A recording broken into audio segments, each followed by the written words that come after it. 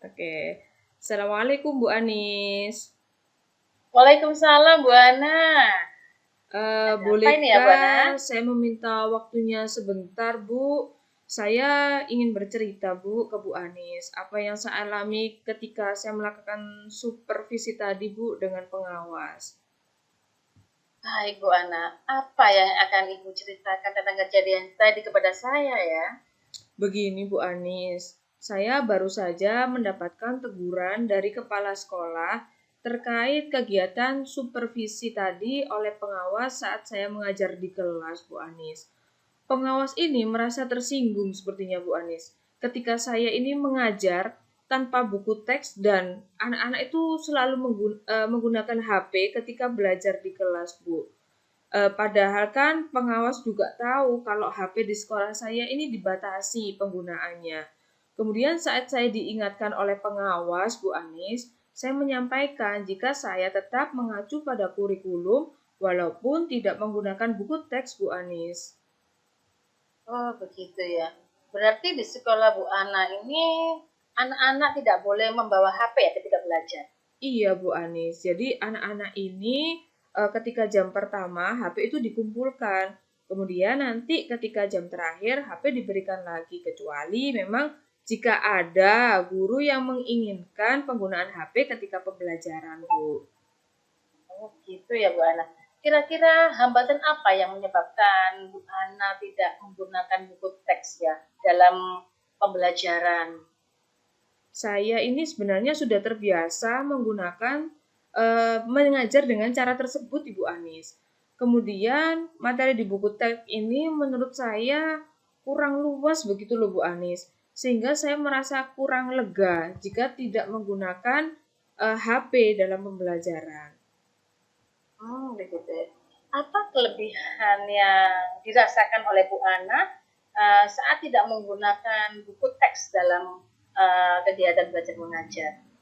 Saya merasa lebih bebas Bu Anis dalam menyampaikan materi dan hal tersebut bagi saya itu adalah implementasi dari Merdeka Mengajar Bu.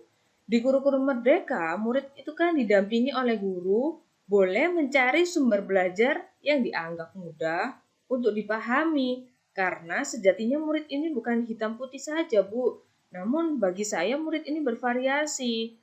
Murid ini berwarna, ada yang suka baca buku, ada yang suka belajar dengan menonton video, ada yang suka itu mendengarkan podcast-podcast seperti itu, Bu.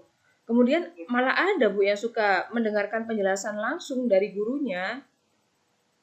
Oh, gitu ya, Bu ya. Menurut Bu Ana, apakah menggunakan buku teks menghambat eksplorasi murid dalam Eh, pembelajaran? Bagi saya, kalau saya pikir-pikir ya Bu ya, penggunaan buku teks ini tidak menghambat sih sebenarnya Bu. Buku itu juga bisa memperkaya referensi murid dalam mengeksplor pembelajaran Bu Anis. Iya, saya setuju dengan Bu Ana. Semua sebenarnya bisa kita jadikan sebagai sumber belajar ya. Semakin banyak sumber belajar akan semakin baik Bu Ana.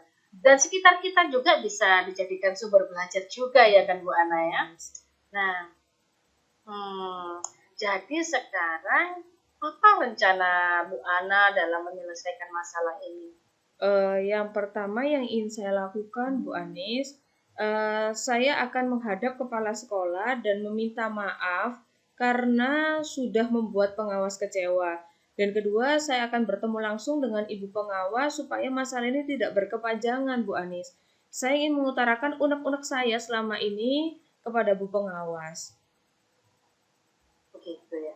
Kira-kira apa ya yang akan Bu Ana sampaikan kepada pengawas saat bertemu nantinya? Saya akan menggunakan variasi sumber belajar, diantaranya ya pakai buku teks, video pembelajaran, dan mungkin juga saya akan menambahkan artikel-artikel ilmiah agar murid itu bisa mengeksplorasi materi dengan merdeka, Bu. Di zaman seperti ini saya ingin anak-anak itu belajar secara mandiri dan sesuai dengan minat mereka, Bu Anis.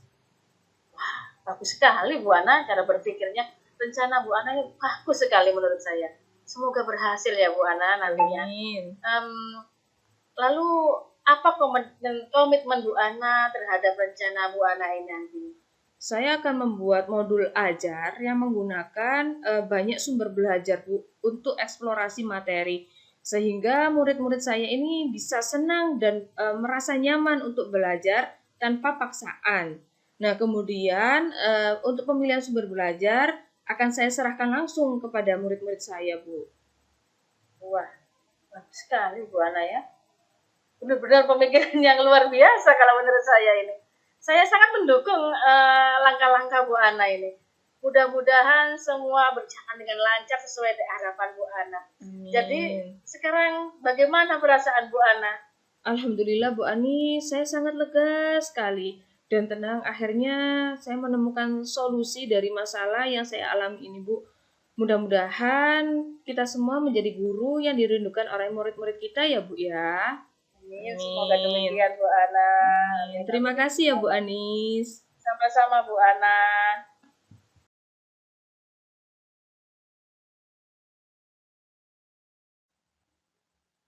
Assalamualaikum Bu Anis. Waalaikumsalam Bu Ana. Bu Ana, saya ingin bercerita ini pada Bu Ana. Wah, boleh sekali Bu Anis. Bu Anis sepertinya galau sekali.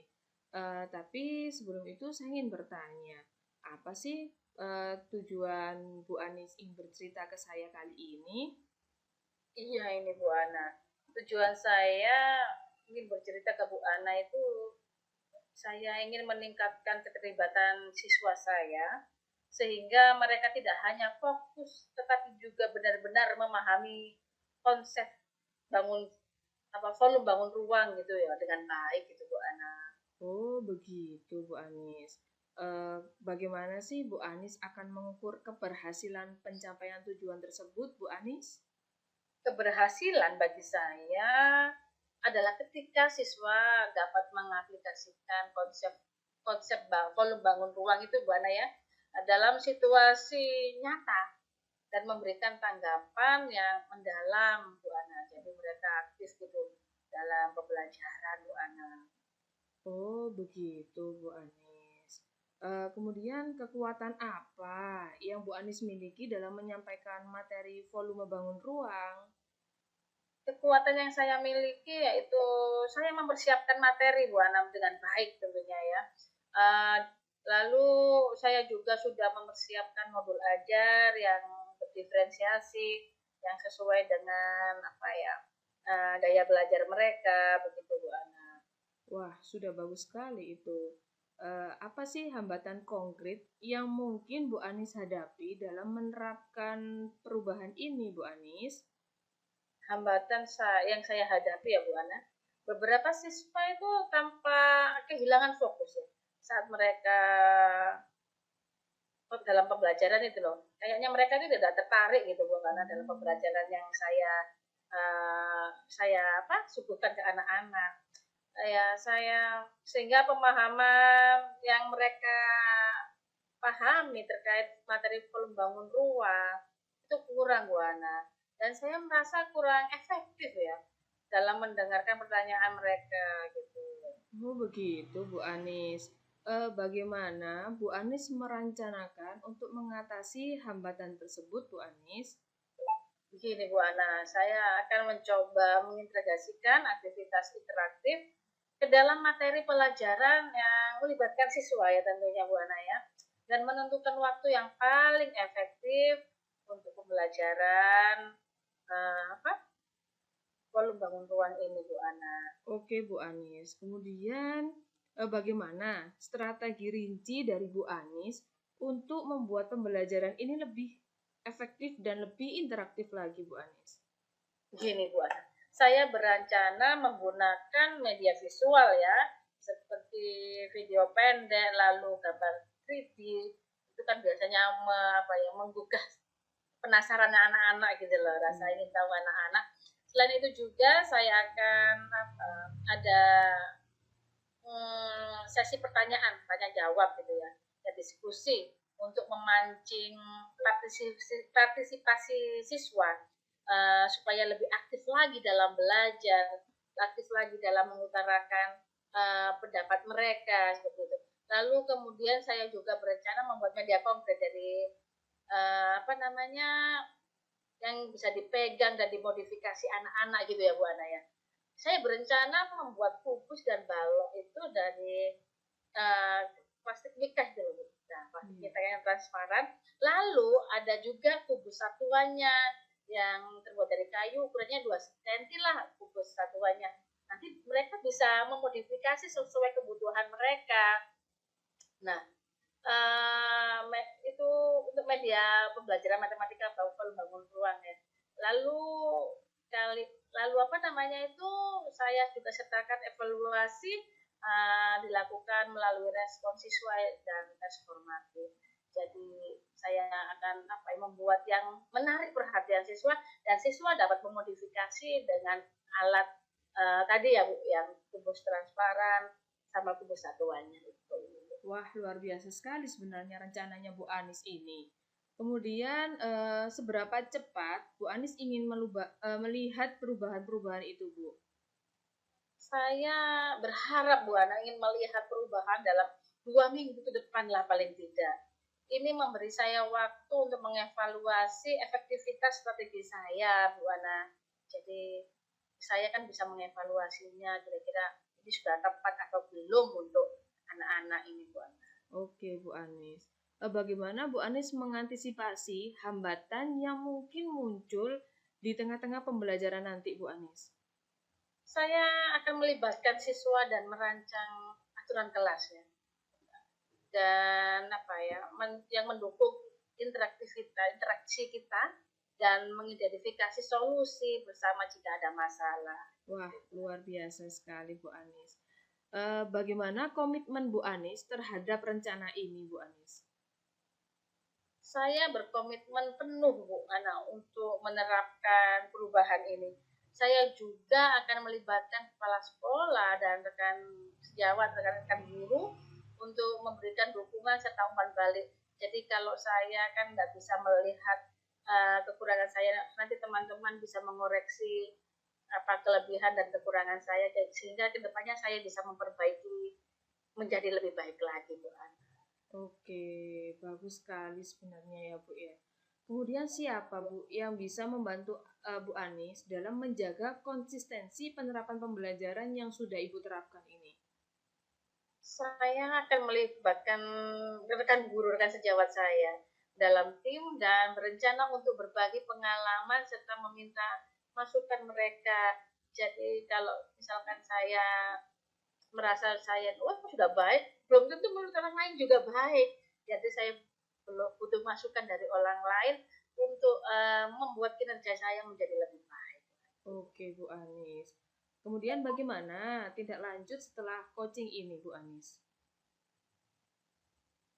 Setelah coaching ini saya akan menyusun catatan perkembangan mingguan. Lalu melibatkan siswa dan dalam refleksi ya, dan bersedia menyesuaikan rencana jika diperlukan. Jadi kan kadang kita ada yang tidak sesuai rencana kita bisa merubahnya sesuai kebutuhan anak-anak seperti itu. Oke Bu Anis. Apa yang akan menjadi indikator keberhasilan dari pembelajaran ini Bu Anis? Indikator keberhasilan pembelajaran yang ini bagi saya Ibu Ana ya, adalah peningkatan partisipasi siswa ya. Jadi siswa lebih aktif lagi di kelas dan peningkatan pemahaman mereka terhadap konsep volume bangun ruang. Kalau mereka sudah paham konsepnya, tahu caranya, insya Allah semua soal-soal dilahap habis sama mereka. Mudah ya anak-anak mengerjakan tugas-tugas dan soal-soal itu. Betul sekali Bu Anis. Apakah Bu Anis bersedia bertanggung jawab atas perubahan yang Bu Anis lakukan ini? Saya sepenuhnya bertanggung jawab dan siap menghadapi tantangan yang mungkin muncul, Bu Ana. Saya percaya perubahan ini akan membawa dampak positif bagi anak-anak juga bagi saya, Bu Ana. Baik Bu Anis, semoga rencana-rencana penerapan yang Bu Anis lakukan ini berjalan dengan lancar ya Bu Anis. Alhamdulillah, terima kasih buat kamu. Semoga demikian Bu Ana. Oke Bu Anis. Coba sih Bu Anis ceritakan sedikit aja, nggih. Perasaan Bu Anis setelah melakukan diskusi kali ini itu seperti apa? Alhamdulillah ya Bu Ana, saya merasa lega bisa sharing, bisa cerita sama Bu Ana, dan merasakan masalah saya sudah terpecahkan gitu loh, sudah dapat jalan keluarnya, dan saya bersemangat untuk memulai rencana baru saya nanti ke depannya Bu Ana. Terima kasih banyak Bu Ana meluangkan waktu untuk saya ya. Alhamdulillah, baik Bu Anis. Sama-sama.